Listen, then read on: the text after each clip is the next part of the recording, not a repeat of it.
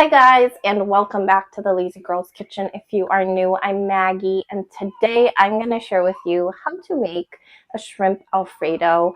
Valentine's Day is right around the corner, and I am going to show you how to make a delicious, romantic, in my eyes, and affordable dinner that you can share with your honey for a fraction of the cost of going out to eat. Now, I will say that I know that authentic Alfredo is just butter and Parmesan cheese. I do use heavy cream in mine because I prefer it that way.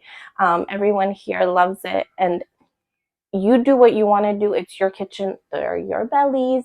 So if you want to omit the heavy cream, feel free. But in this household, we use it and we love it. So I'm excited to share it with you. I hope you guys enjoy it and you can share it with a loved one. Let's get started.